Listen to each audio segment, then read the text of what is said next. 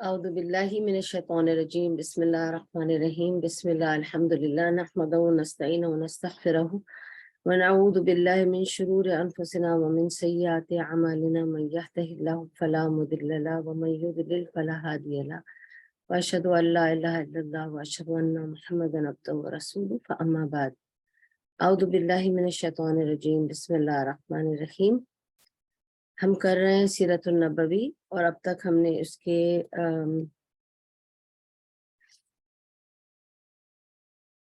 42 parts کر لیے ہیں۔ آج ہم 43rd پارٹ کریں گے انشاءاللہ۔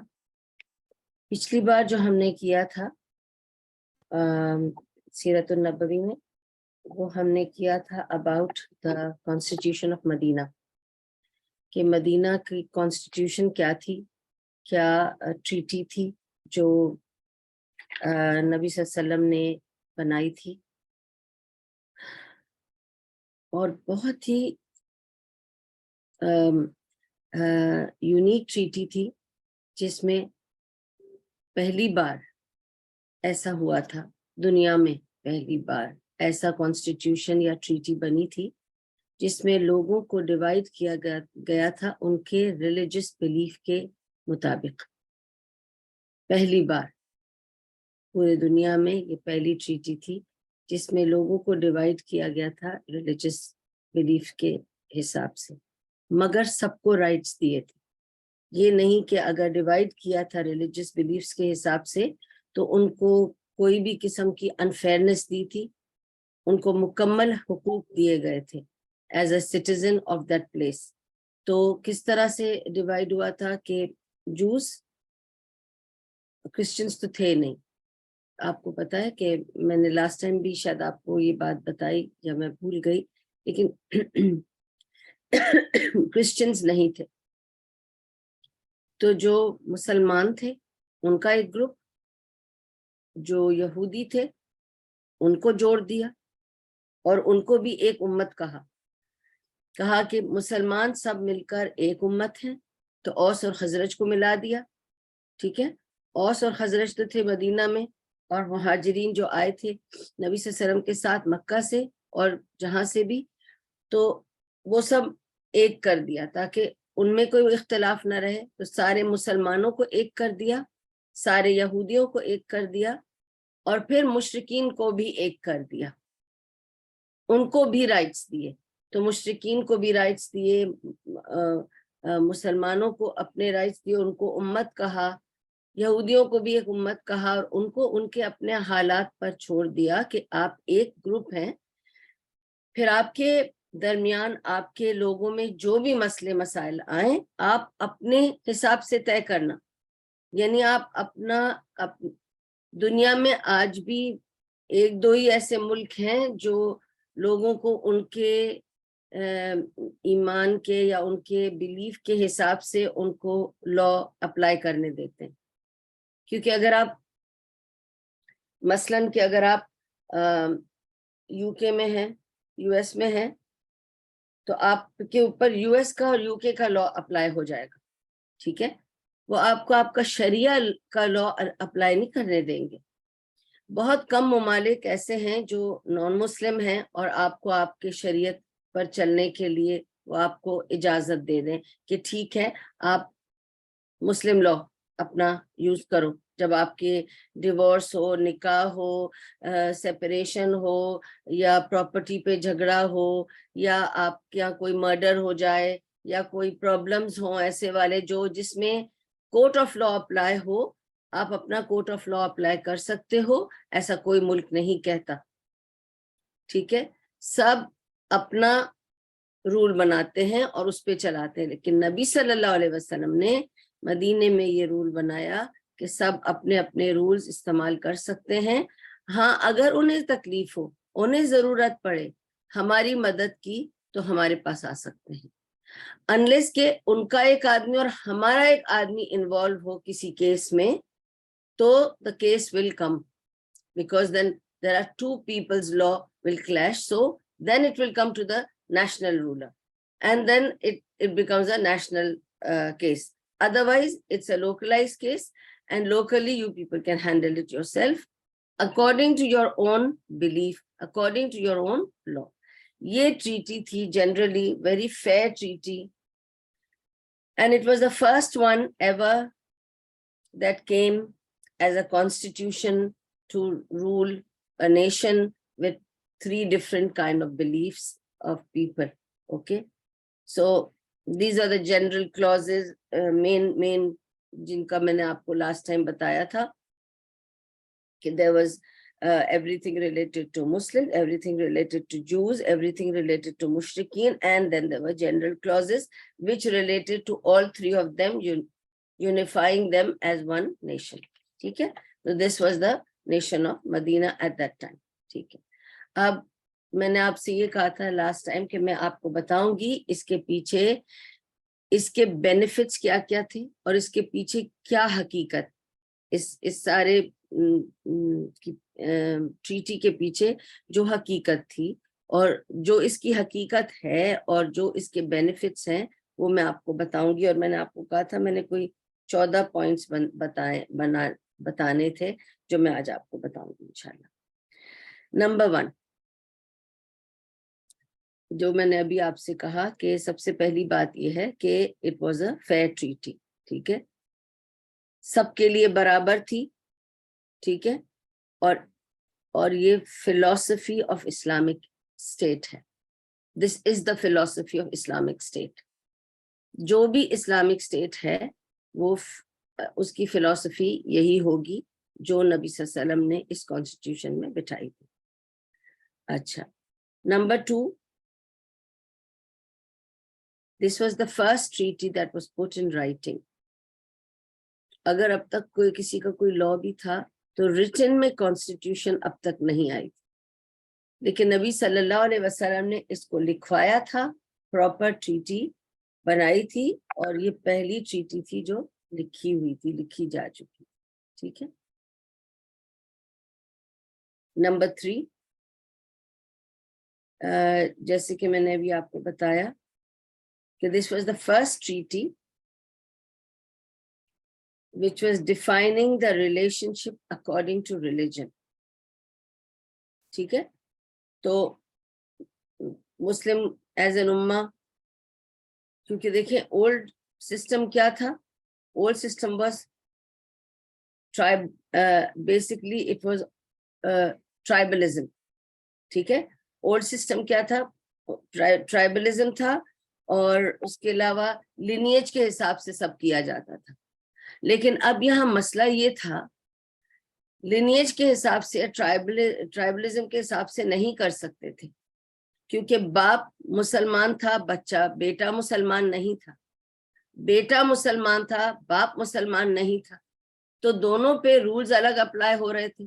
تو یہاں ٹرائبل اور لینیج کا تعلق ہو رہا نہیں تھا صحیح, اس لیے اس کو ریلیجن وائز ڈیوائڈ کیا. ٹھیک ہے نا. ٹھیک ہے,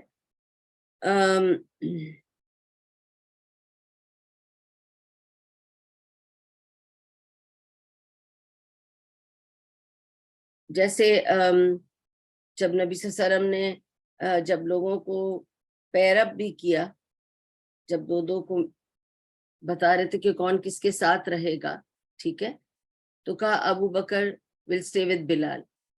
اب کوئی لینیج ٹرائب کچھ اس کا تذکرہ نہیں تھا, بلال ایک آزاد غلام تھا, ابو بکر صدیق ایک بڑے گھر کے اور تاجر آدمی تھے, مگر جوڑ دیا کس چیز نے انہیں ایک ساتھ کر دیا, ان کے مذہب نے, ان کے بلیف نے. تو اس طرح سے basically I want to explain to you, may be آپ لوگوں کو پتا ہے یا نہیں, مجھے نہیں لگتا آپ میں سے زیادہ لوگوں کو پتا ہو, لیکن آپ کو پتا ہے دا ورڈ امہ, جب نبی صلی اللہ علیہ وسلم نے کہا نا کہ مسلمان سارے ایک امہ ہیں اور یہودی سارے ایک امہ ہیں, آپ کو پتا ہے یہ امہ ورڈ کہاں سے آیا اور کیوں اس group of people who come under one umbrella were named as Ummah by نبی صلی اللہ علیہ وسلم. اس سے پہلے امہ ورڈ یوز نہیں ہوا ہے کہیں بھی, ہر کوئی اپنے ٹرائب کے حساب سے جانا جاتا تھا. آپ کس ٹرائب سے ہیں, آپ کس ٹرائب سے ہیں, ٹھیک ہے. تو ٹرائبلزم تھا, لینیج تھا, کس خاندان سے ہو بھائی, تمہارا خاندان کون ہے, ٹھیک ہے. لیکن جب نبی صلی اللہ علیہ وسلم نے امت کو جوڑا اور امت کا ورڈ یوز کیا, اور قرآن میں امت کا یوز ہوا ہے ورڈ, ٹھیک ہے, کہ تم بہترین امت ہو اور تم چوز کر لیے گئے ہو, تو امت کمز فرام دا ورڈ اور آپ اور میں جانتے ہیں کا مطلب کیا ہے. اگر لوگ مجھے ہشام کہتے ہیں تو آئی ایم ہشامز مدر, ٹھیک ہے. تو comes from mother, okay. And amma, also the word amma word comes from to strive, ٹھیک ہے.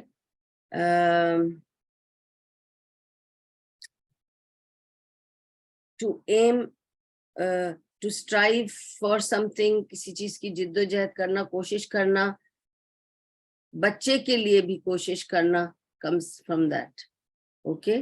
کوشش کرنا بچے کے لیے, the objective of attention,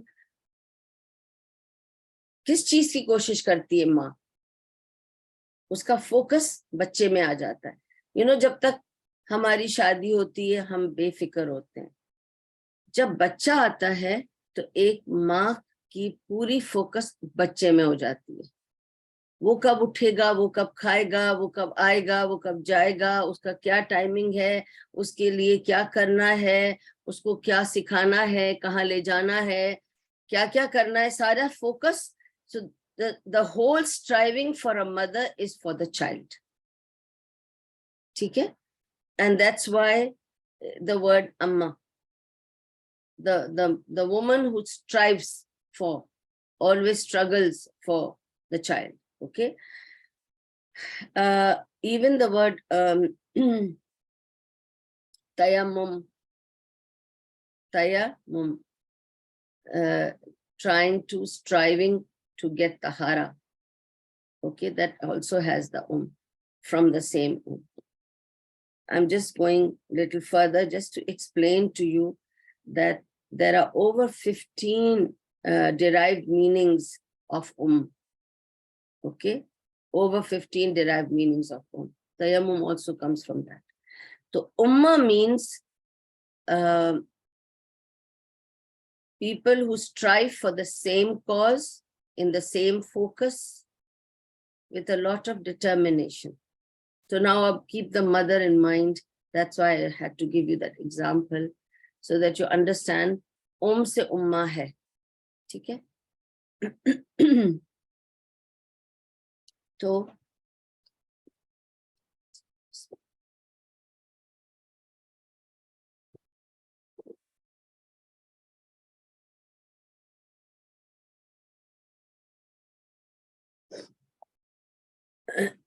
number 4. It also demonstrates that the Prophet ﷺ gave all of them utmost importance and was very fair with all of them. ٹھیک ہے, یہ نہیں کہ کسی کو اوپر نیچے کیا, سب کو ایک ایک اپنی جگہ دی, ایکولی سب کو بانٹ دیا. And they were treated absolutely in the fair manner.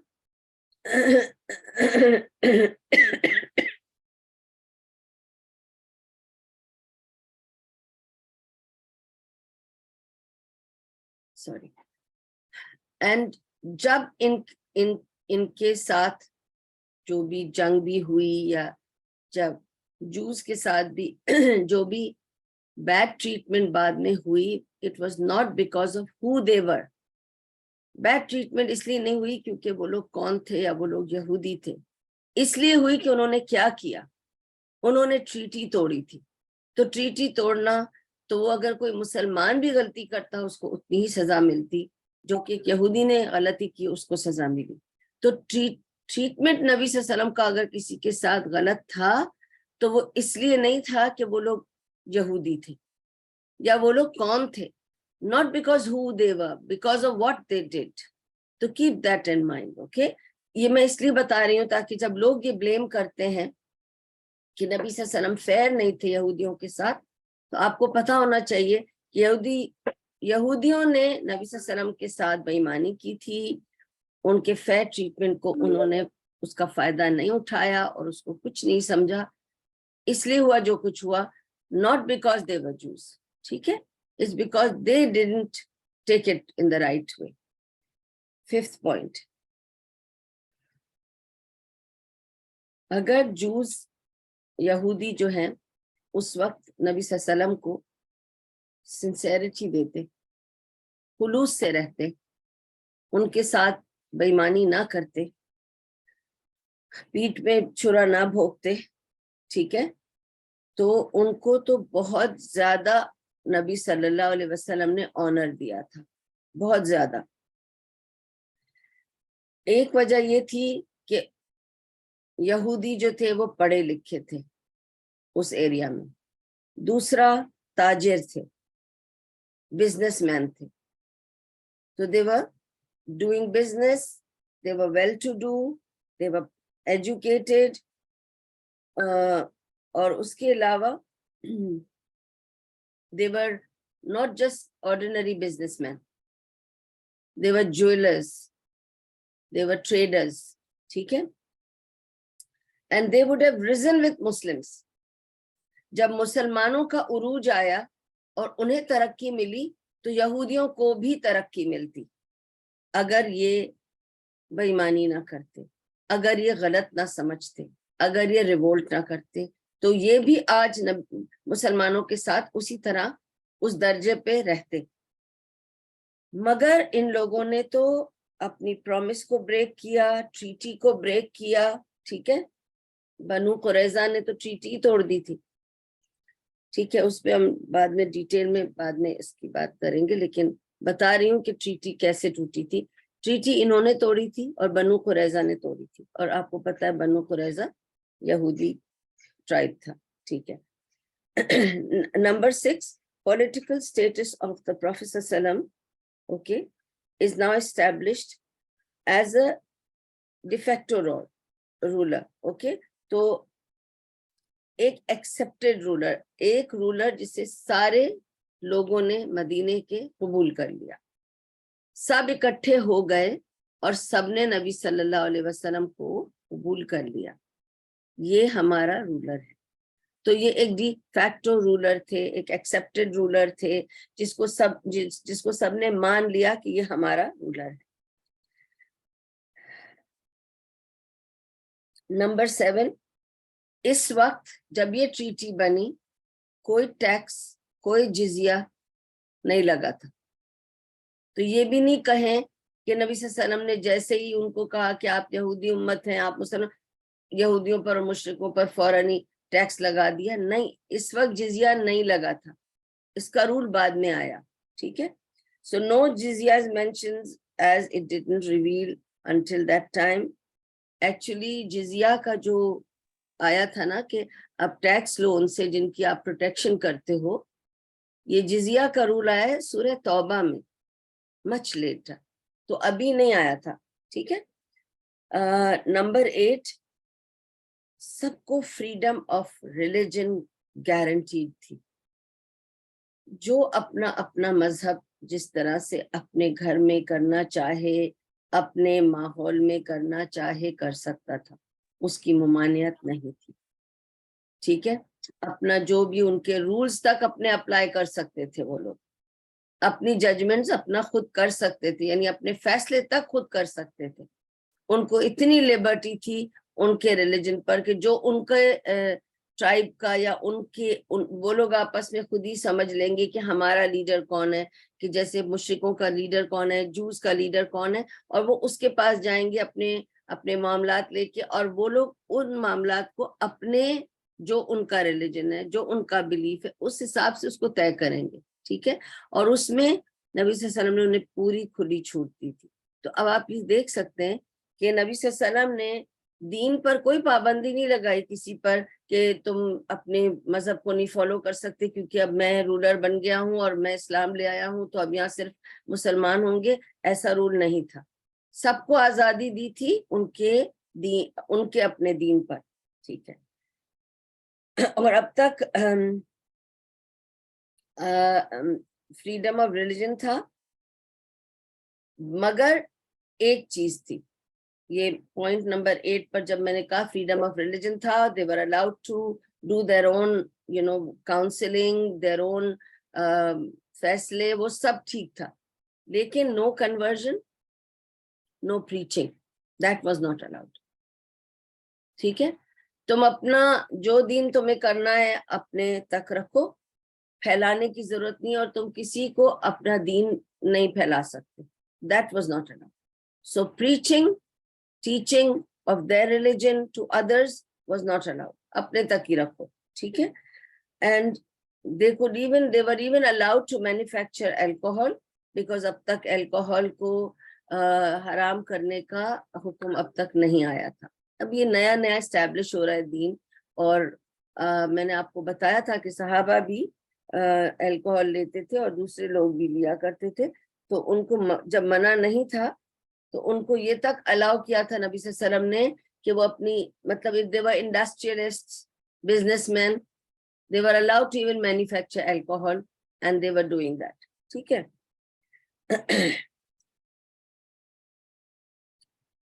تو 9th point about the treaty is that اگر کوئی یہ کہتا ہے کہ مسلمز انٹالرنٹ ہیں, اسلام انٹالرنٹ ہے for other religions, یہ بہت غلط ہے. اسلام is the most tolerant religion. آپ دیکھیے, many assume that it's intolerant. Western were most religiously intolerant. If you see the history, world history اٹھا کر دیکھ لیں how intolerant they were to other people, to other religions.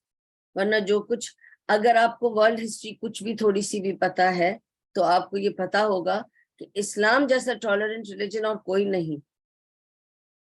They were very intolerant, the Western, even Chinese and Mongols are better than the Westerners. آپ کو پتا ہے, even they were better. They were even more tolerant. Constantine, when he became Christian, what did he do? He outlawed all Christianity other than what he was bringing in. جب Constantine نے Christianity قبول کری تو اس نے باقی جو بھی Christians کی شاخیں تھیں ان سب کو آؤٹ لا کر دیا, کرسچنز کی شاخوں کو آؤٹ لا کر دیا, اور کہا جو میں لایا ہوں بس وہی صحیح کرسچینٹی ہے, اس کے علاوہ سب آؤٹ لا ہیں. ٹھیک ہے. And not only that, he banned them completely. He banned all other Christians.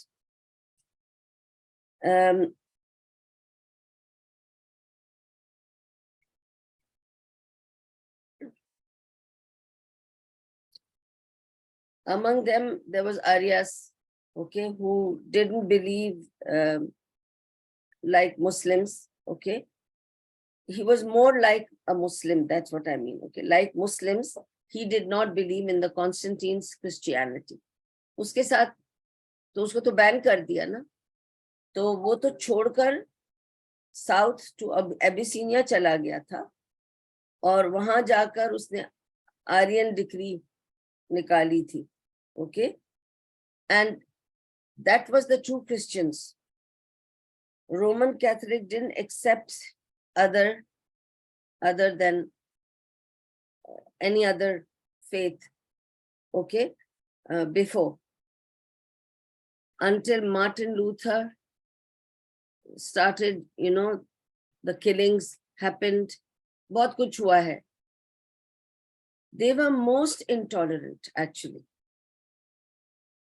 نبی صلی اللہ علیہ وسلم نے یہاں کسی کو مارا پیٹا نہیں کہ تم مسلمان نہیں ہو اور اب تو مسلمان رول آ گیا مدینہ میں تو تم یہودیوں کو میں مار دوں گا, یا تمہارے اوپر کوئی تشدد ہوگا, یا تمہارے کچھ رائٹس کم کر دیے جائیں گے. پورے رائٹس دیے گئے. ٹھیک ہے. اور یہ پہلی بار تھا دنیا میں جہاں 3 مذاہب میں لوگ ڈیوائیڈ ہو کر بھی ایک دوسرے کے ساتھ بالکل متحد رہیں گے, ایک دوسرے کا ساتھ دیں گے.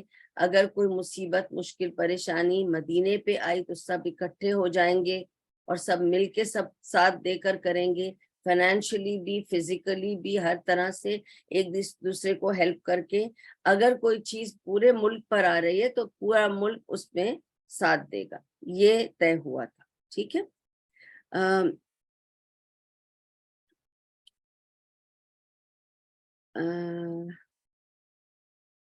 Huguenots, Anabaptists, so many got killed.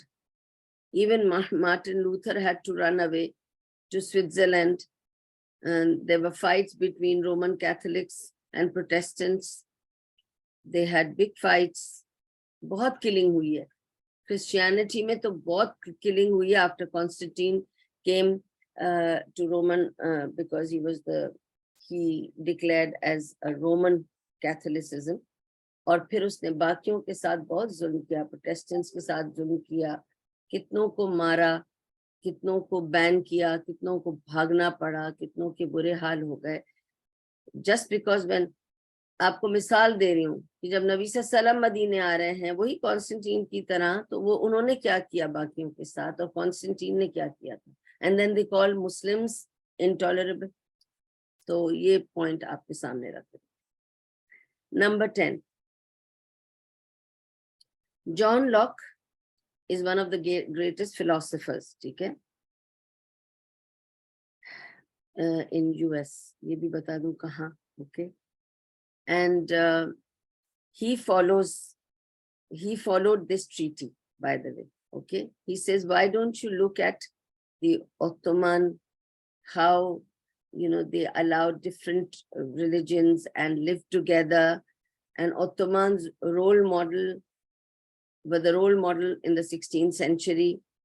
And this is the testimony of how, the Sharia law and the treaty and the constitution the Muslim rulers ruled with, it was appreciated by other people because it was like a role model. دیکھو ان کو, دیکھو Ottoman Empire کو 16ویں صدی میں انہوں نے کس طرح سے تمام ڈفرینٹ ریلیجنس کو لے کر ایک ساتھ کس طرح سے ساتھ لے کے چلایا. یہ ان کی اسٹرینتھ تھی اور مینلی اسی وجہ سے وہ اسٹرانگ تھے. تو 11ویں پوائنٹ یہ ہے کہ نبی صلی اللہ علیہ وسلم نے ایک طرح سے ان سب کو سیمی انڈیپینڈنس دے رکھی تھی. ٹھیک ہے, they were not totally independent because they were under a major law, okay, but they were semi independent. اپنی انڈیپینڈنس ان کو دے رکھی تھی, which is a very good thing.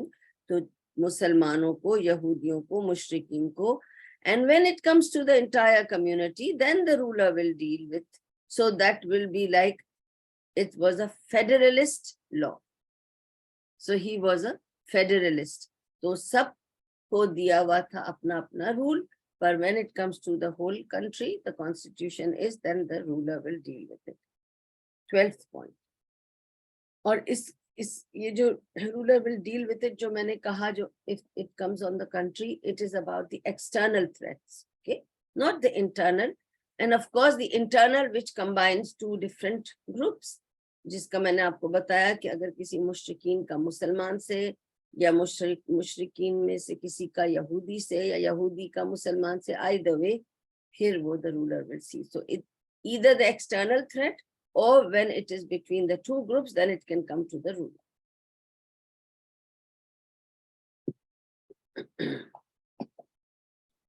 Third point.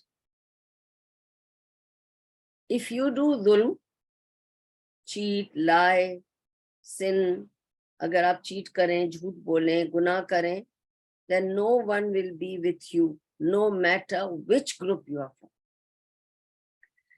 So the rule was, جو بھی ظالم ہے, ایک تو میں ظالم ورڈ کو کلیئر کر دوں کیونکہ ایک بار کہیں یوز کیا تھا کہ کسی نے کہا کہ آپ نے مجھ پر ظلم کیا ہے, تو وہ فوراً بولنے لگے کہ میں نے کیا آپ کو کبھی مارا ہے، کہ کیا میں نے آپ کے ساتھ کوئی ایسا ظلم کیا ہے؟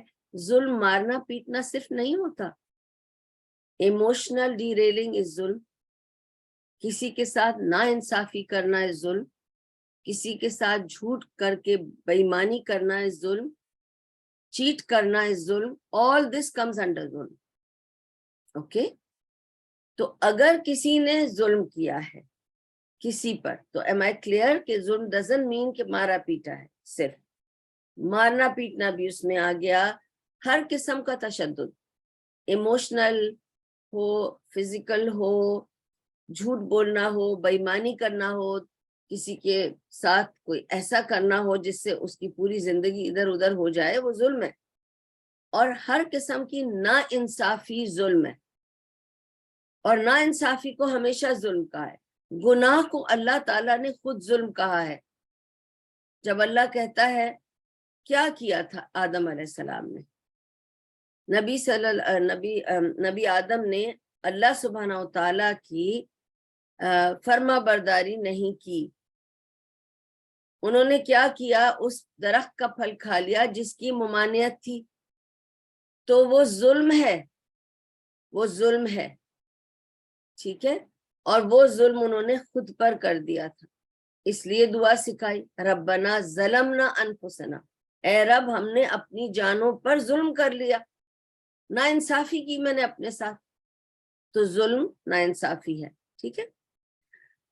اگر کوئی ظالم ہے جس نے ظلم کیا ہے تو اس ظالم کے اگینسٹ سب ہوں گے، regardless of his religion and his tribe or whatever.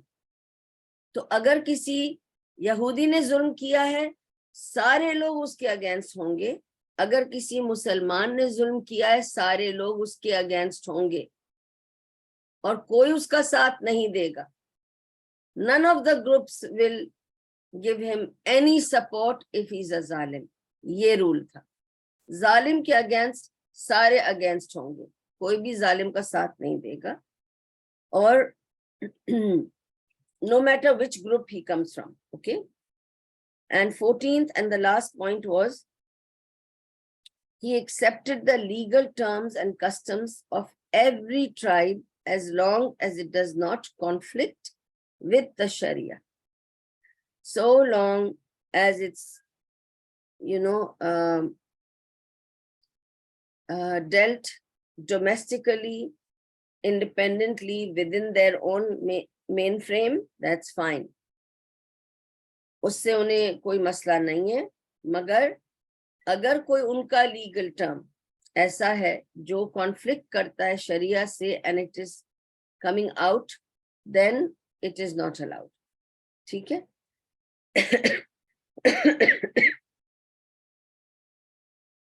So and of course there are these 5 rules of fiqh. میں صرف ایک بتاؤں گی کیونکہ we are not doing fiqh class here, we are doing سیرہ, so let's stick to سیرہ.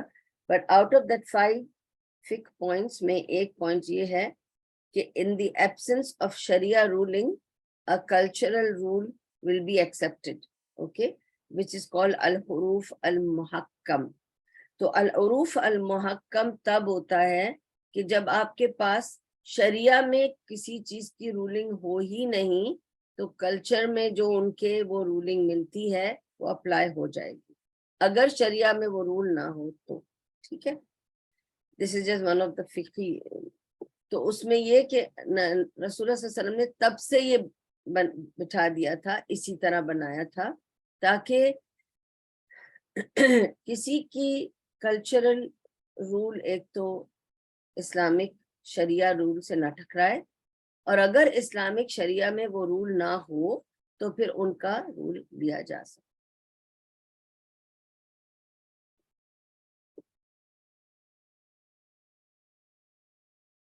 Okay. تو جب نبی صلی اللہ علیہ وسلم مدینہ آئے، یہ تو ساری بینیفٹس تھی 14 جو میں نے آپ کو بتانے تھے، بتا دیے اباؤٹ دا ٹریٹی. جب نبی صلی اللہ علیہ وسلم مدینہ آئے تو فرسٹ تھنگ نبی صلی اللہ علیہ وسلم نے کیا کیا، سب سے پہلی چیز انہوں نے مسجد بنائی. ٹھیک ہے. مسجد بنانے کا اتنا فوکس کیوں تھا؟ They needed a place to preach, teach, practice Tawheed. ٹھیک ہے, number 1, fundamental of religion. Tawheed is the fundamental of religion. Also to لوگوں کو ان کا purpose of life سمجھ میں آنا چاہیے.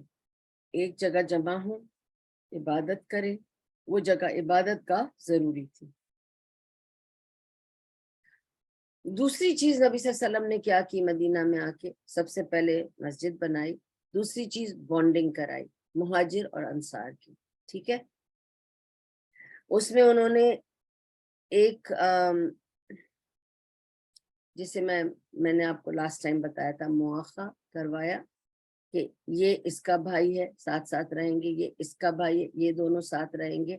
اور اس طرح سے انہوں نے ایک انصار ایک مہاجر اس کا مواخہ کرایا اور ان کو باندھ دیا بھائی چارگی میں. ٹھیک ہے, یہ اس کا اس کا اخی ہے, تو مواخہ ہو گیا ان دونوں. Number 3, the status of each group, Muslim, Jews, Mushrik's, etc.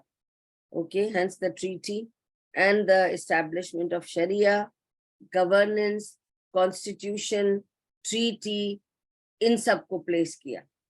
یعنی ایک آپ نے جب ایک مسجد بنا دی, لوگوں کو ان کی جگہ بتا دی کہ تم لوگ کون کون ہو, اور پھر ان سب کو رائٹس دے دیے اور ایک کانسٹیٹیوشن میں سب کو باندھ دیا, مہاجرین اور انصار میں بھائی چارگی ڈال دی. یہ میجر کام تھے جو مدینہ میں آ کے نبی صلی اللہ علیہ وسلم نے کیے, جس سے سارے فرق آئے. ٹھیک ہے, ناؤ اسلام اسٹیبلش ہو گیا مدینہ میں. اوکے, with this constitution, ایک قبلہ تاکہ سب ایک قبلے کی. آپ دیکھیں فوکس کیسا ہے مسلمانوں کا, چاہے آپ دنیا میں کہیں بھی رہیں, سارے مسلمانوں کا قبلہ ایک ہی ہے.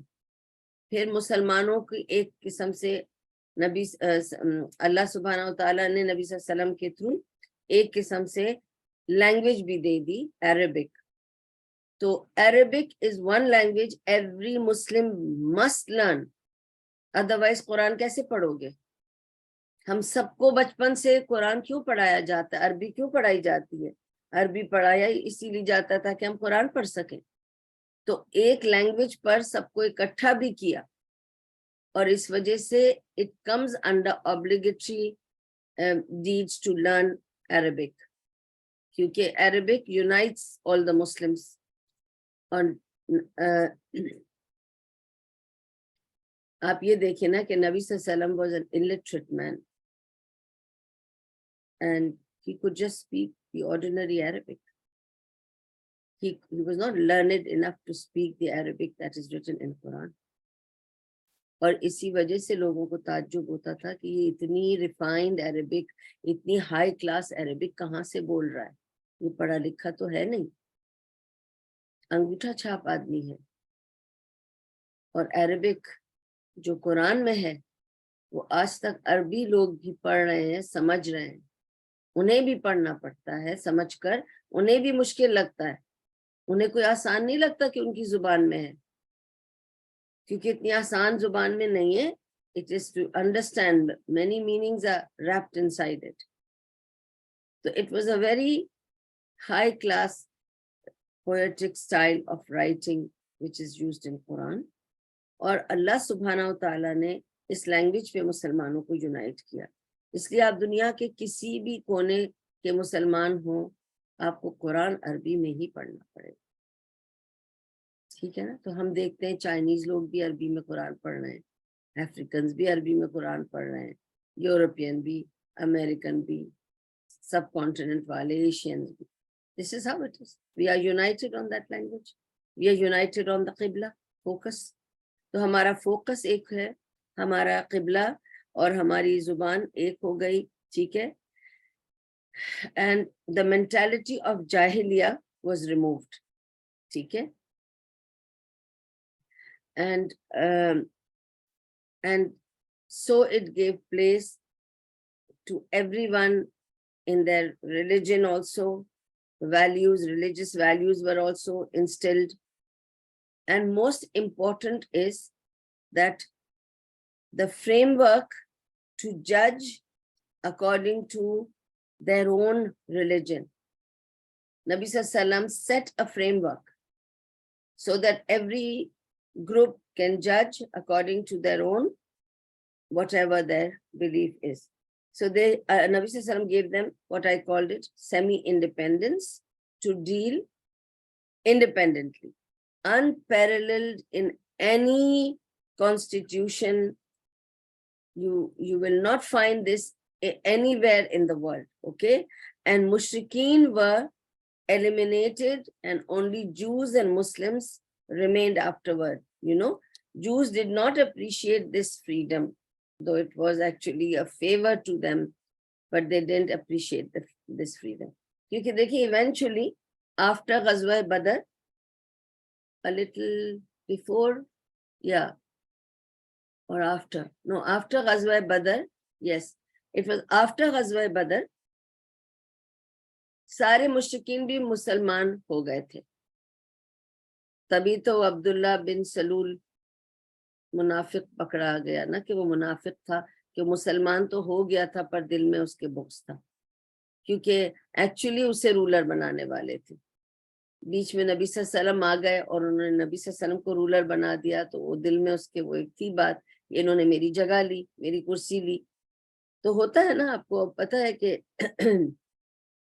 अगर कोई किसी की जगह पे आ जाए तो उससे कुछ ना कुछ रहेगी, यू नो, जेलसी या अनकंफर्टेबल.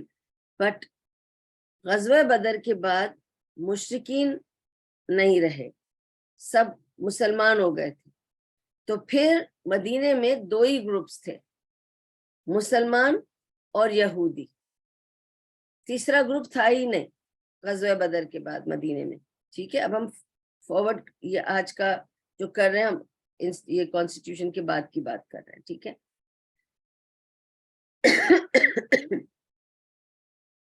नेक्स्ट मेजर इंसिडेंट जो हुआ मदीने में आने के बाद, ठीक है, after some time of this सब कॉन्स्टिट्यूशन रेडी हो गया, सब हो गया, was the change of qibla. Now that was a very major incident that took place. क्योंकि अभी मैंने आपसे क्या कहा, इसीलिए पहले वो बात कर दी कि इस्लाम का इस्टेब्लिशमेंट हो गया, शरिया लॉ, ट्रीटी, वो सब इस्टेब्लिश हो गई. उसके बाद अब सब यूनाइटेड हो गए, यूनिफाइड टुवर्ड्स वन काबा, वन क़िबला, वन लैंग्वेज, सब सही चल रहा था. लेकिन अब एक बहुत बड़ी एक इंसिडेंट हुई मदीना में, जिसकी वजह से थोड़ा सा हलचल हुई थी, और वो था चेंज ऑफ क़िबला. अच्छा, नंबर वन ये कि लोगों में एक आम बात है कि अगर आप और मैं तो गए हैं मस्जिद क़िबलतैन, और हम सबको पता है कि जब आप वहाँ जाएं भी तो वो गाइड भी आपको यही बता रहा होता है कि मस्जिद क़िबलतैन इसलिए है कि नबी सल्लल्लाहु अलैहि वसल्लम यहाँ पे कोई असर की नमाज पढ़ रहे थे और क़िबला बदला था, तो उनको ऐसे करके फेर दिया था. नहीं, नबी सल्लल्लाहु अलैहि वसल्लम मस्जिद क़िबलतैन में नहीं थे.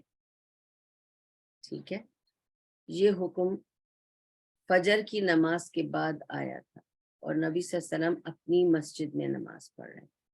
तो आज मैं ये क्लियर करती हूँ किस्सा, ताकि अगली बार आपको समझ में आए, और बताऊंगी कि मस्जिद क़िबलतैन क्यों कहा जाता है, और इस किस्से को आपको जरा करेक्शन के साथ बता रही हूँ अभी मैं से. एक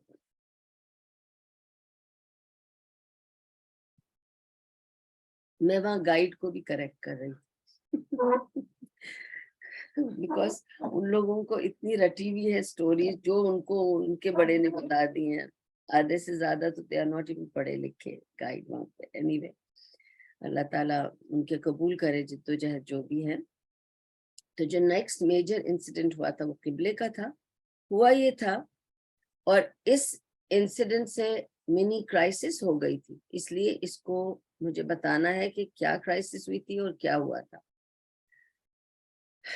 ओके, एक तो آپ کو یہ بتا دوں کہ اللہ تعالی اپنے حکم کو منسوخ کر سکتا ہے.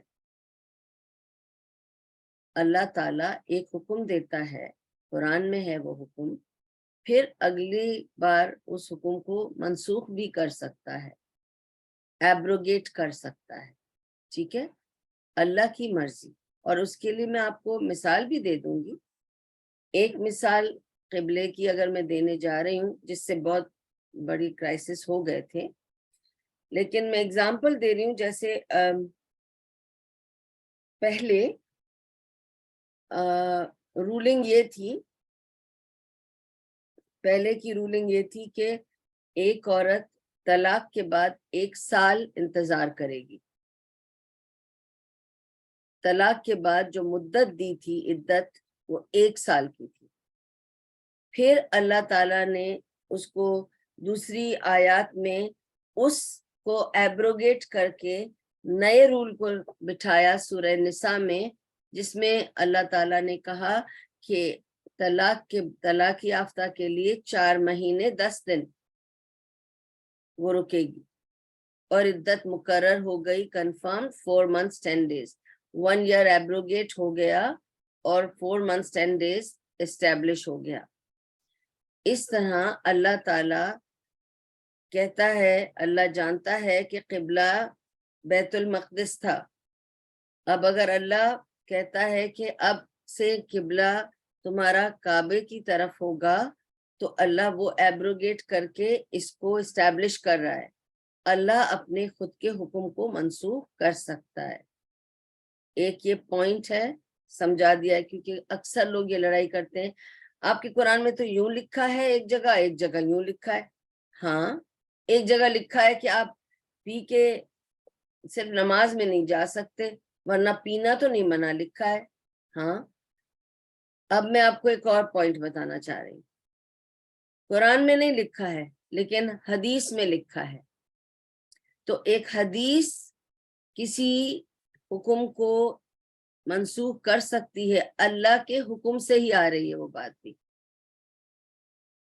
قرآن کی کسی آیت کو منسوخ کر سکتی ہے، قرآن حدیث کی کسی بات کو منسوخ کر سکتی ہے، حدیث کسی رول کو منسوخ کر سکتا ہے، کیونکہ نبی صلی اللہ علیہ وسلم اپنی مرضی سے کوئی چیز نہیں کرتے تھے، اپنی مرضی سے جواب تک لوگوں کو نہیں دیتے تھے، اور ان کو ہر چیز جیسے بتائی جاتی تھی وہ کرتے تھے. تو اگر انہوں نے بتائی ہے تو اٹس اے رول، کیونکہ اللہ تعالیٰ قرآن میں کہتا ہے اطیعوا اللہ و اطیعوا الرسول، اللہ کی اطاعت کرو اور رسول کی اطاعت کرو. اس لیے کہ کچھ چیزیں اللہ نے کھل کے بتا دی ہیں، کچھ چیزیں نبی کے ذریعے بتا رہا ہے، تو اس نبی کی پوری اطاعت ضروری ہے. ٹھیک ہے، تو یہ ایک رولنگ تھی، آپ کو سمجھا دی. اب آگے بڑھتے ہیں. So throughout that time in Mecca, okay, جب نبی صلی اللہ علیہ وسلم مکہ میں تھے، throughout that time everybody who reverted to Islam was facing Jerusalem, بیت المقدس. کرسچنز بھی، جوز بھی، مسلمان بھی، سب بیت المقدس کو فیس کرتے تھے. مگر جب نبی صلی اللہ علیہ وسلم مکہ میں تھے تو وہ کیا کیا کرتے تھے کہ بیت المقدس جس طرف ہے نا، وہ کعبہ میں اس طرف جا کر کھڑے ہوتے تھے اور بیت المقدس کی طرف رخ کرتے تھے کہ he would face, Kaaba is in a center. ٹھیک ہے نا، تو آپ جس طرف بھی کھڑے ہوں گے تو you'll be facing کعبہ. تو اگر جیروسلم اس طرف ہے تو وہ کعبے کے اس طرف کھڑے ہوتے تھے تاکہ وہ فیسنگ دا جیروسلم ہو، لیکن بیچ میں کعبہ کو بھی فیس کرتے. اور ان کو بہت دل چاہتا تھا کہ میں کعبے کو فیس کروں، میں اپنے بابا ابراہیم کی بنائے ہوئے اللہ کے گھر کو فیس کروں. ٹھیک ہے، اور Jerusalem was the holiest land that time. ٹھیک ہے، and largest group of worshippers.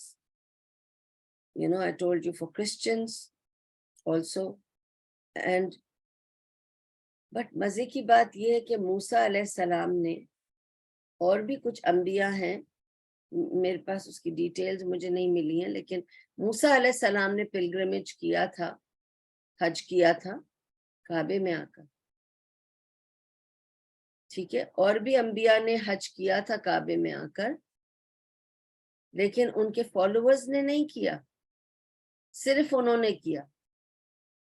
تو اسٹرینجلی انہوں نے تو کیا نا, تو ان کے فالوورز نے نہیں کیا. کچھ 70 of them, okay, 70 of them did it, but their followers didn't. 70 انبیاء کی بات کر رہی ہوں. 70 انبیاء ایسے ہیں جنہوں نے اپنا حج آ کے کیا ہے کعبہ میں, پر انہوں نے اپنے فالوورز کو, ان کی کسی فالوور نے آ کے ان کو اس بات پہ فالو نہیں کیا حج والی بات پر, ٹھیک ہے, انہوں نے وہ سنت اپنی نہیں نبھائی. تو فرسٹ قبلہ, پہلا قبلہ was Mecca. It was Mecca and کعبہ, پہلا قبلہ. اوکے, پچھلے انبیاء کے لیے میں بات بتا رہی ہوں, ٹھیک ہے نا. جیروسلم تو بعد میں بنا. اوکے, پھر ابراہیم علیہ السلام نے مکے میں آ کر obviously انہوں نے آ کر کعبہ بنایا, اور کعبے کے اور بیت المقدس کے درمیان کتنا عرصہ تھا؟ ابراہیم علیہ السلام نے تو کعبہ بنایا, لیکن اس سے پہلے 40 سال پہلے ہی جیروسلم بیت المقدس بنا تھا, ٹھیک ہے. تو یہ وقفہ تھا دونوں میں 40 سال کا. تو اس وجہ سے اس وقت تک جیروسلم کو اور بیت المقدس کو وہ مقدس لینڈ, مقدس جگہ ان کو دی گئی تھی, ٹھیک ہے.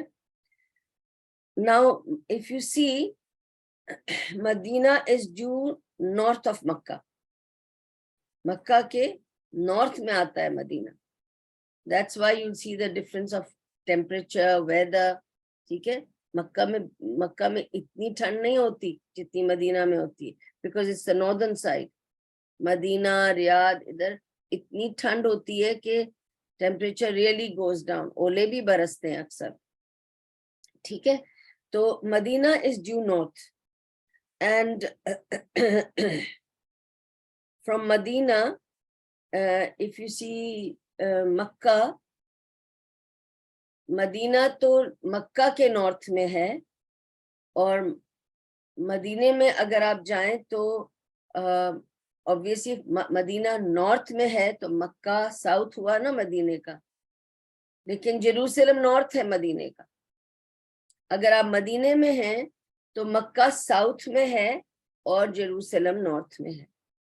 تو جب آپ جیروسلم کو فیس کرتے ہیں, قبلہ آپ کا بیت المقدس ہے, تو آپ کی پیٹھ ہوتی ہے مکہ پہ. اور نبی صلی اللہ علیہ وسلم کو بہت دل تھا کہ میں مکے کی طرف, اس قبلے کی طرف سجدہ کروں, اور وہ بہت اللہ سے دعا کرتے تھے, تہجد میں, ہر نماز میں بہت دعا کرتے تھے کہ مجھے اس قبلے کی طرف بہت دل چاہتا ہے. میں مکہ چھوڑ تو آیا ہوں, وہاں تو میں یہی کرتا تھا, کعبے کو سامنے رکھ کے اور جیروسلم کو سجدہ کرتا تھا, لیکن اب مدینہ آ گیا ہوں, مکہ پیچھے پڑتا ہے اور بیت المقدس آگے پڑتا ہے. تو وہ ان کے دل میں تھا, ٹھیک ہے. تو it was like 180 degree against Mecca, 180 degrees against Mecca, ٹھیک ہے. تو so cross abrogation can occur and qibla change happened in hadith, not in Quran. یہ بھی بتا دوں, اگر جو لوگ کہتے ہیں ہم حدیثوں کو نہیں مانتے, قرآن میں بتاؤ کہاں لکھا ہے, قرآن میں بتاؤ کہاں لکھا ہے. آپ مجھے بتائیے قرآن میں کہاں لکھا ہے کہ اللہ تعالیٰ نے قبلہ بدل دیا ہے آپ کا, اب آپ بیت المقدس نہیں کعبے میں سجدہ کریں گے. تو جو لوگ حدیثوں کو نہیں مانتے ہیں تو ان کو تو ابھی تک بیت المقدس میں سجدہ کرنا چاہیے. کیونکہ قرآن میں تو اس کا حکم ہے ہی نہیں. اس کا حکم تو آیا نبی صلی اللہ علیہ وسلم کی خواہش پوری کی گئی. اللہ جانتا تھا. اور ایک جگہ اللہ نے قرآن میں کہا ہے تم بار بار آسمان کی طرف دیکھتے تھے, کعبے کو یاد کرتے تھے, میں نے تمہارے دل کی پکار سنی. یہ آیت ہے قرآن. تو ہوا کیا تھا کہ نبی صلی اللہ علیہ وسلم فجر کی نماز پڑھ رہے تھے, اور جب فجر کی نماز پڑھ چکے تو پڑھ کر آسمان کی طرف دیکھ کر دل سے ان کے پکار نکلی کہ کاش کہ میں قبلے کی طرف, قبلہ میرا کعبہ ہوتا اور میں کعبے کی طرف نماز پڑھتا. فجر کی نماز کے بعد اللہ تعالیٰ نے جبریل علیہ السلام کو بھیجا اور ان سے کہا کہ اب سے تمہارا قبلہ کعبہ ہوگا. قرآن میں نہیں ہے, یہ حدیث میں ہے. سر نبی صلی اللہ علیہ وسلم نے اناؤنس کیا کہ مجھے انفارمیشن آئی ہے, اجازت آئی ہے, اور اللہ تعالیٰ نے قبلہ بدل دیا ہے مسلمانوں کا. اب سے ہم بیت المقدس کی طرف نہیں بلکہ کعبے کی طرف رخ کر کے نماز پڑھیں گے. تو جب ظہر کی نماز شروع ہونے والی تھی اس سے پہلے ہی اناؤنس کر کے, اب آپ کو میں نے بتا دیا 180 ڈگریز کا فرق ہے. تو اگر کوئی ایسے کہتا ہے کہ لوگ یوں کھڑے تھے پھر یوں میں مڑ گئے, ایسا کچھ نہیں ہوا تھا, بالکل غلط ہے یہ. کیونکہ جو مسجد کا سامنے کا جو فرنٹ تھا جہاں پہ لوگ سجدہ کر رہے تھے وہ بیک ہو گیا, اور جو بیک تھا وہ فرنٹ ہو گیا. It's a 180 degree turn. ٹھیک ہے, تو جو لوگ جب جا کر انہوں نے جب دیکھا کہ نبی صلی اللہ علیہ وسلم وہ جا کر اس طرف بیٹھے جہاں نبی صلی اللہ علیہ وسلم آگے کھڑے ہو کے نماز پڑھتے, نبی صلی اللہ علیہ وسلم وہاں نہیں پڑھ رہے تھے نماز, وہاں کھڑے تھے, اور انہوں نے کہا کہ قبلہ پھر چکا ہے تو میں اس طرف جا رہا ہوں. تو فرنٹ سے وہ پورا آ کر بیک پہ کھڑے ہوئے اور انہوں نے کہا قبلہ اب اس طرف ہے. تو سارے لوگ ٹرن اراؤنڈ ہوئے ادھر, اور ظہر کی نماز انہوں نے اس طرف پڑھائی. ظہر کی نماز کے بعد کچھ لوگ جو جہاں سے آئے تھے وہ چلے گئے, تو کچھ لوگ جسے آج ہم کہتے ہیں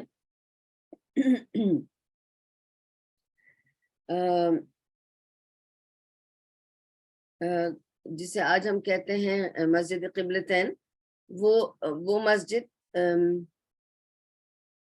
کس کی تھی ابھی مجھے یاد آ جائے گا, آ جائے گا نام یاد اس کا, سوری. پر مسجد قبلتین تو بعد میں نام پڑا نا جب قبلہ بدلا تھا. لیکن ہوا وہاں پہ یہ تھا کہ آپ کو پتہ ہے مسجد قبلتین بھی باہر آؤٹ اسکرٹس میں ہے. ٹھیک ہے, تو جو لوگ ادھر سے ظہر پڑھ کر نکلے اور وہ اس رستے پر تھے جہاں مسجد قبلتین ہے, اور وہاں جب پہنچے تو عصر کا ٹائم ہو گیا. قبلہ کا حکم آیا فجر کی نماز کے بعد. نبی صلی اللہ علیہ وسلم نے ظہر کی نماز اپنی مسجد میں دوسرے قبلے کی طرف مڑ کے پڑھائی. جب یہ کچھ بندے جو یہاں سے نکلے پڑھ کر اور مسجد قبلتین پہنچے اور انہوں نے دیکھا کہ نماز شروع ہو چکی ہے, عصر کی نماز تھی, انہوں نے جب دیکھا کہ سب کھڑے ہو چکے ہیں صفوں میں, تو انہوں نے جا کر اعلان کیا میں ابھی نبی صلی اللہ علیہ وسلم کے پیچھے نماز پڑھ کر آ رہا ہوں, نیا حکم آیا ہے, قبلہ بدل گیا ہے, اب مسجد اقصی نہیں بلکہ حرم کعبہ بن چکا ہے, تو قبلہ بدل دو. تو جو امام جہاں کھڑا ہوا تھا نماز پڑھ رہا تھا, he turned around and he walked across all the saf to go to the back of the saf, and everybody turned around behind him and he continued the namaz. اس لیے اس کو مسجد قبلتین کہتے ہیں کہ یہاں نماز سٹارٹ ایک قبلہ کی طرف ہوئی اور اینڈ دوسری قبلہ کی طرف ہوئی, but it was the صحابہ not نبی صلی اللہ علیہ وسلم. ٹھیک ہے, اس کو کلیئر کر لیں. کیونکہ اکثر لوگ یہ کہتے ہیں کہ مسجد قبلتین میں نبی صلی اللہ علیہ وسلم تھے اور حکم آیا، کیونکہ لوگوں کو ڈیٹیلز نہیں پتا ہے. حکم آیا، نبی صلی اللہ علیہ وسلم کا حکم آیا، جس آدمی نے ان کے پیچھے پڑا تھا اس نے آ کے یہاں جب اناؤنس کیا، کیونکہ نماز کھڑی ہو چکی تھی، تو امام نے جیسے ہی سنا he just left his صف, turned around, crossed all the صفیں and came to the back, and everybody just turned around behind the imam and they continued the namaz, and hence it is called Masjid Qiblatayn. So the back of the masjid became the front of the masjid became the back. Okay. اب کیا ہوا؟ Tension began. Now tension کیوں چڑھ بڑھ کے مشکل بن گئی، crisis بن گیا؟ کیونکہ دیکھیں یہودی اب تک آپ کو پتا ہے کہ وہ بیت المقدس کی طرف رخ کر کے پڑھتے ہیں. ان کے دل میں یہ آیا کہ یہ نبی جو ہے یہ کنڈیم کر رہا ہے. وہ کنڈیم نہیں کر رہے تھے، آج بھی اسے ہولی لینڈ مانا جاتا ہے، لیکن انہوں نے ہمیشہ اس کو غلط ہی سمجھا. ٹھیک ہے. in Medina, Prophet ﷺ is among a large group who follow the Ibrahimi religion. There were lots of people, ٹھیک ہے, and people of the book, the Risala, the Nabuwa, Akhira, وہ کون تھے؟ کون تھے اہل کتاب مدینہ میں؟ یہودی. کون تھے جن کو رسالہ کے بارے میں پتا تھا کہ رسول آتے ہیں؟ یہودی تھے. کون تھے جو بلیو کرتے تھے کہ اللہ کی طرف سے کتاب آتی ہے؟ یہودی تھے. جبریل آتے ہیں، یہودیوں کو پتا تھا. تو یہودی تو کلوزسٹ تھے مسلمانوں کے. the closest people. نبی صلی اللہ علیہ وسلم ایکچولی شروع میں تو سب کچھ وہ کرتے تھے جو یہودی کرتے تھے، یہ سوچ کے کہ یہ مجھ سے پہلے کے انبیاء سے کی فالوورز ہیں، اور نبی صلی اللہ علیہ وسلم سب کچھ ایسا کرنا چاہتے تھے جیسے یہودی کرتے تھے، کیونکہ وہ اہل کتاب تھے. نبی صلی اللہ علیہ وسلم تو اہل کتاب میں سے شروع، ان کی تو گھر خاندان، ان کے لوگ، ان کے ٹرائب تو اہل کتاب نہیں تھے نا، تو وہ ان کی عزت کرتے تھے یہودیوں کی، اور ان کے جیسے بننا چاہتے تھے، اور ان کے جیسے کرنا چاہتے تھے. تو Prophet صلی اللہ علیہ وسلم was very optimistic since they were waiting for the Prophet. the یہودی، آپ کو پتا ہے نا یہودی لوگ تو انتظار کر رہے تھے کہ آئے گا آئے گا نبی، ہماری کتابوں میں لکھا ہے تو وہ مجھے سب سے پہلے قبول کریں گے، اور they'll be my right hand because they are already knowledgeable, they already know. ان پہ مجھے کچھ زیادہ محنت نہیں کرنی پڑے گی. اور پھر دیکھیں نا عبداللہ بن سلام، he converted and he was a rabbi, he was a learned Jew. تو ایک پڑھا لکھا اور ایک اسکالر تھا وہ یہودیوں میں، وہ بھی مسلمان ہوا. تو نبی صلی اللہ علیہ وسلم کو ہمت اور ان کا حوصلہ بڑا، اور ان کو توقع تھی، امید تھی، اچھی امیدیں تھیں یہودیوں سے. عائشہ رضی اللہ عنہ بتاتی ہیں کہ نبی صلی اللہ علیہ وسلم جو تھے وہ بہت ریزمبل کرنا چاہتے تھے ہر چیز یہودیوں کے ساتھ، لیکن جب ٹینشن شروع ہوئی اور یہودیوں نے یہ تماشا اور ڈرامہ شروع کیا کہ یہ کیسا نبی ہے تمہارا جس نے ہمارے اس کو رد کر دیا، ہمارے قبلے کو اب اپنا نیا قبلہ بنا لیا، وہ ہم ادھر جھکیں گے تو وہ ادھر جھکے گا، اور اس طرح کی جب چیزیں شروع کر دی انہوں نے، اور بہت پروپیگنڈا، بہت مذاق اڑانا اور بہت کچھ کرنا شروع کر دیا. This was where they went wrong. یہودی. ٹھیک ہے. بعد میں بھی ہم جیسے جیسے بات کریں گے ہم یہودیوں کی ہسٹری بھی کریں گے نا کہ آج یہ سب ٹینشنز کیوں ہیں، کہاں سے شروع ہوئی. یہاں سے شروع ہوئی، پہلی تو شروعات یہ قبلہ. ٹھیک ہے. پھر انہوں نے بہت کچھ بولا.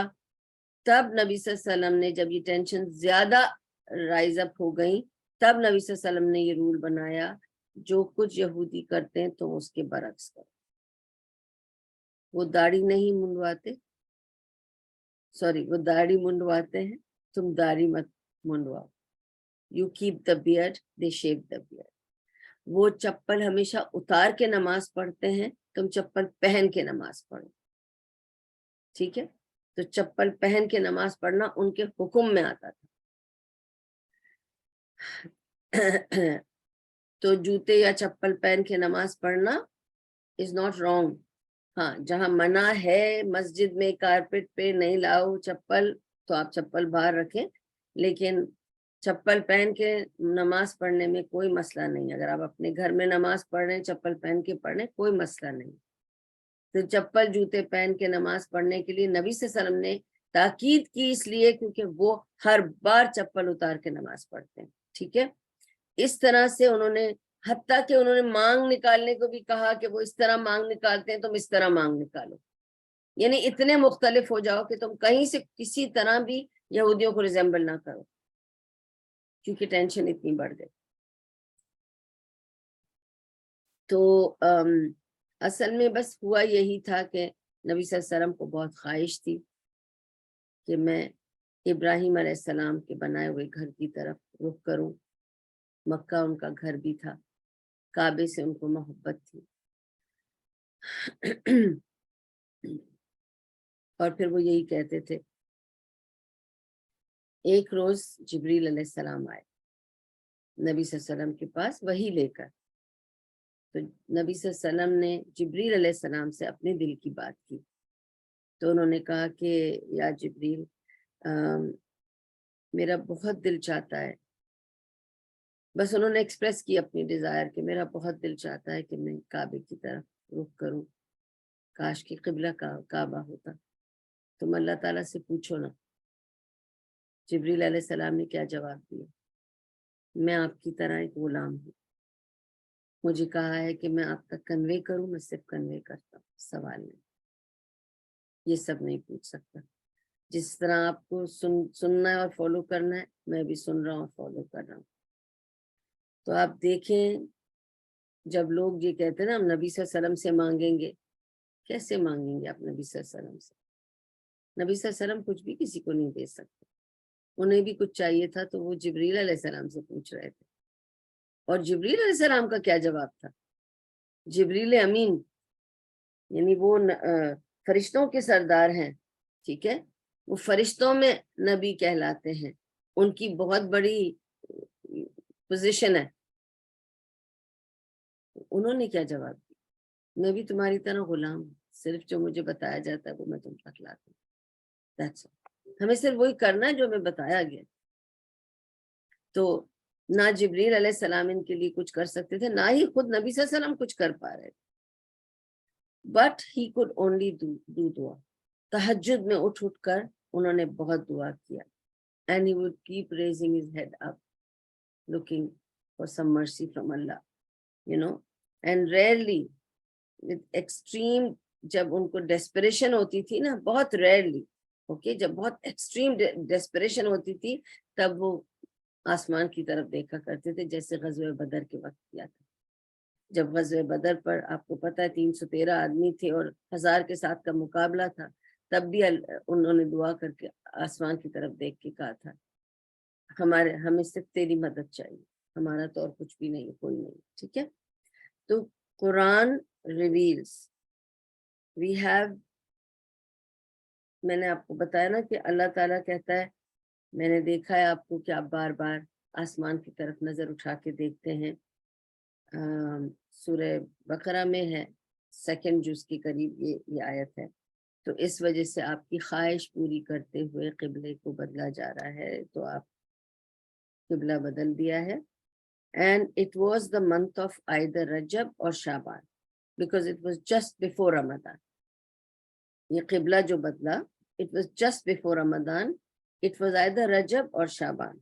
And it was confusing for Muslims and Jews. دونوں کے لیے confusing ہو گیا تھا.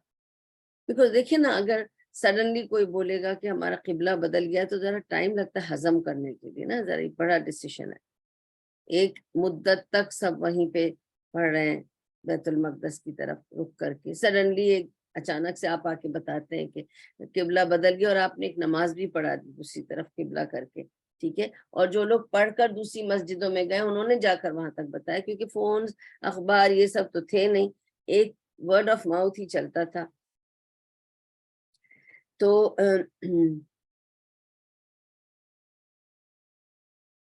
یہودیوں نے یہ آ کے سوال شروع کیے, عجیب عجیب باتیں. کچھ لوگوں نے کہا کہ بے وقوف لوگ ہیں جو قبلہ بدل کے بیٹھے, ایک قبلے کی طرف کیا خرابی تھی جو دوسرا قبلہ کیا اور بدلا کیوں؟ اتنے سالوں سے، اتنے عرصے سے، یعنی زمانے سے ہم پڑھتے آ رہے ہیں کہ قبلے میں کیا، یہ کیا بے وقوفی ہے اس طرح کی بات کی۔ یہودیوں نے کہا کہ یہ کیسا نبی ہے تمہارا، کبھی کہتا ہے نارتھ کی طرف قبلہ ہے، اب کہتا ہے ساؤتھ کی طرف قبلہ ہے، پورا نارتھ سے ساؤتھ کر دیا۔ پھر سورہ بقرہ میں فرسٹ سورہ بقرہ is supposed to be the first large surah. Actually it is the largest surah of Quran. یہ تو ہم سب جانتے ہیں نا، سورہ بقرہ. And this largest surah was revealed in Medina. مکے میں تو چھوٹی چھوٹی سورہ آئی ہیں، مدینے میں یہی لارجسٹ سورہ آئی ہے، کیونکہ ساری شریعہ کی رولنگ بٹھائی گئی ہیں، ٹھیک ہے، to set the stories right of the انبیاء and details of the یہودی، اور یہودیوں کے بارے میں تو بہت ساری ڈیٹیلز آئی ہیں۔ اس لیے کیوں مکہ میں نہیں آئی یہودیوں کے بارے میں ڈیٹیلز، وہاں مشرکین کے بارے میں آئی، کیونکہ وہاں نبی صلی اللہ علیہ وسلم مشرکین سے ڈیل کر رہے تھے۔ اب نبی صلی اللہ علیہ وسلم مدینے آ گئے تو major dealing is with the یہودی۔ غزوہ بدر کے بعد تو مشرکین بھی مسلمان ہو گئے تھے، تو they were only یہودی and مسلمس، تو ساری ڈیلنگ ان یہودیوں کے ساتھ کرنی تھی، اور یہ ہمیشہ کچھ بینکڑا کھڑا کر دیتے تھے۔ تو اس وجہ سے بہت ڈیٹیلز یہودیوں کی اور ان کی اور نبیوں کی کہانیوں کے چھوٹے چھوٹے ٹکڑے، اور پھر اسٹیبلشنگ آف دا لا، پوری سورہ بقرہ میں یہی کچھ ہے۔ Okay, remember every commandment is a test. جو بھی نیا حکم آتا ہے نا، وہ اس امت کے لیے ٹیسٹ ہو جاتا ہے، کیونکہ ایک چیز ہے آپ کرتے آ رہے ہیں، اب ایک نیا حکم آیا ہے، اس کو قبول کرنا ہے، اس کو ایکسیپٹ کرنا ہے، اور اس کو فالو کرنا ہے۔ It is difficult, it's a test, but those who do it they pass, those who can't they fail. پھر there was hidden message from the Jews.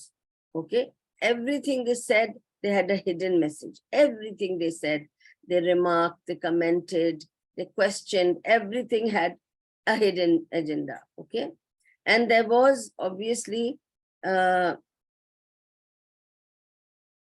ان کو یہ بھی کھلتا تھا کہ نبی صلی اللہ علیہ وسلم is superseding overall prophets. ان کی جو بکس ہیں اس کے اوپر یہ قرآن لے آئے، ان کی جو رسالت تھی اس کے اوپر نبی صلی اللہ علیہ وسلم رسول بن کر آ گئے۔ تو he same prophet but he is not a Jewish prophet. آپ یہ دیکھیں کہ زیادہ تر انبیاء، کئی سو انبیاء آئے یہودیوں کی قوم پر، حتیٰ کہ آخری انبیاء بھی جو تھے، عیسیٰ علیہ السلام اینڈ اور ان کی بعد بھی جو ابراہیم علیہ السلام کی جو اولاد میں موسیٰ علیہ السلام کے بعد جتنی بھی انبیاء آئے، سارے انبیاء جوش نیشن پر آئے، لیکن نبی صلی اللہ علیہ وسلم ساری دنیا کے لیے آئے، صرف یہودیوں کے لیے نہیں آئے، اور ان کے لیے الگ شریعت بنی، الگ ان پر قرآن اترا، اور ان کی رسالت، شریعت سب ان کے پاس الگ سے آئے۔ So he became an independent Nabi. He did not come as a Nabi for the Jewish community as they were expecting. وہ ایکسپیکٹیشن ان کی ٹوٹ گئی۔ But he is the same prophet but not a Jewish prophet.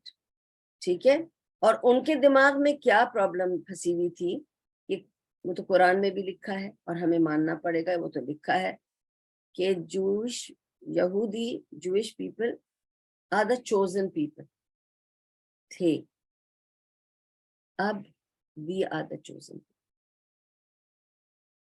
قرآن میں لکھا ہے تمہیں برتری دی تھی تمام انسانوں پر، ٹھیک ہے، اور ایک اسپیشل چیز دی تھی جو کسی کو نہیں دی۔ Okay, and if I remember well, my teacher used to always say that the intelligence جو یہودیوں کے پاس ہے نا، جو ذہانت، جو cleverness، وہ کسی میں نہیں۔ آج بھی مٹھی بھر سارے دنیا چلا رہے ہیں، ساری دنیا کی اکانومی انہی کے ہاتھ میں ہے آج بھی، مٹھی بھر ہے کمپیئر ٹو دا دنیا کی پاپولیشن. اور آپ کو یہ بھی بتا دوں کہ یہودیوں میں کنورژن نہیں ہوتا. یہودیت کو پریچ باہر والوں میں نہیں کرتے. They don't take conversions of people. آپ یہودی نہیں بن سکتے. آپ مسلمان، کرسچن، ہندو، دنیا کے کوئی بھی مذہب میں جا سکتے ہیں لیکن یہودی نہیں بن سکتے. یہودیوں میں وہ الاؤڈ ہی نہیں ہے. تو یہ آپ کو پتا ہے کہ قوم صرف آپس میں ہی بڑھ سکتی ہے. خود بچے جو پیدا کریں گے بس وہی ان کی پاپولیشن ہوگی. یہ پھیلا نہیں سکتے یہودیت. تو یہ مٹھی بھر ہے. ٹھیک ہے، اسی لیے میں یہ سمجھا رہی ہوں بات آپ. لیکن ان کو اللہ تعالیٰ نے بے شک کچھ چیزوں سے نوازا جو باقیوں کو اللہ نے نہیں دی اس حساب سے. اور ان کو چوزن پیپل کہا تھا کہ تمہیں اللہ تعالیٰ نے چن لیا ہے اپنے اس کام کے لیے. لیکن ان لوگوں نے نہیں کیا. انہوں نے آخری نبی کو قبول نہیں کیا. ٹھیک ہے. پھر یہودی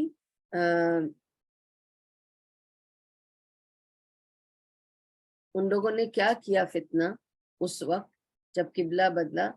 انہوں نے سب کو کہہ دیا کہ جو بیت المقدس کی طرف رخ کر کے نماز پڑھے گا اس کی نماز قبول ہوگی، جو کسی اور طرف رخ کر کے نماز پڑھے گا اس کی نماز قبول نہیں ہوگی. تو یہ ایک فتنہ تھا.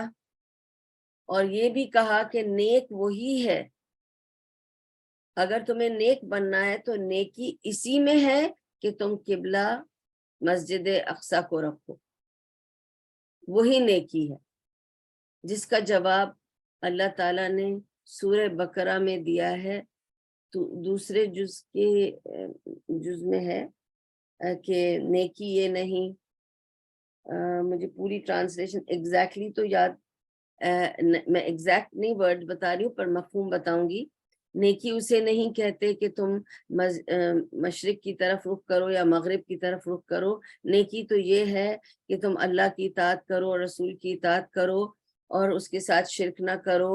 اور بیسیکلی اللہ تعالیٰ نے بتایا کہ نیکی ایگزیکٹلی کیا ہے. It's not you face here or you face there. That's not the only thing that makes you نیک. نیکی تو یہ ہے. اور اس آیت کو آیت البر کہتے ہیں اور اس پہ میں نے الگ سے درس بھی دے رکھا ہے. تو مقصد بتانے کا یہ ہے کہ یہ یہودیوں نے فتنہ پیدا کر دیا تھا کہ تم نیک ہی نہیں ہو اگر تم ایسے کرتے ہو، اور تمہاری نماز بھی قبول نہیں ہوگی. ٹھیک ہے. تو اللہ سبحانہ تعالیٰ نے پھر اللہ سبحانہ تعالیٰ نے نبی صلی اللہ علیہ وسلم کو بتا دیا کہ تم کچھ بھی کر لو یہ تمہارا قبلہ فالو نہیں کریں گے. So don't worry about them. Prophet صلی اللہ علیہ وسلم will inherit Kaaba as he faces and obviously focuses on it, and he definitely loves it more. So he should be the one to inherit Kaaba. And so Allah subhanahu wa ta'ala told him to stay put, keep focusing on Kaaba, and he also gave him hope that one day it will be yours. You will be a fatih. تم ایک دن فتح کر لو گے اور تم کعبے کو visit کرو گے، جاؤ گے اور وہ تمہارا ہوگا. So what about those who prayed facing Jerusalem before?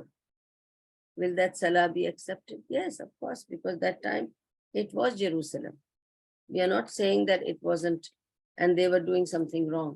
جب جیروسلم تھا آپ نے جیروسلم کو فالو کیا، ادھر آپ نے سجدہ کیا. اب جیروسلم نہیں ہے، کعبہ ہے. Now you have to follow the present Nabi and what he is telling you now. ٹھیک ہے. So Allah answered that and Allah said Allah will never cause your iman, your faith to be wasted away. ٹھیک ہے. And salah is a requirement of being a Muslim. It is not something of luxury or voluntary. نہیں. اقام الصلاۃ و آت الزکاۃ، نماز قائم کرو اور زکوٰۃ دو. اور and whoever Allah subhanahu wa ta'ala says, this is one of the hadith also of Muslim, کہ نبی صلی اللہ علیہ وسلم سے آ کے کسی نے پوچھا تھا کہ مسلمان اور کافر میں کیا فرق ہے، تو انہوں نے ایک لفظ سے بتا دیا تھا، صلاح. ٹھیک ہے، ایک لفظ سے. تو صلاح defines you to be a Muslim or a non-Muslim. If you don't pray, you are a non-Muslim.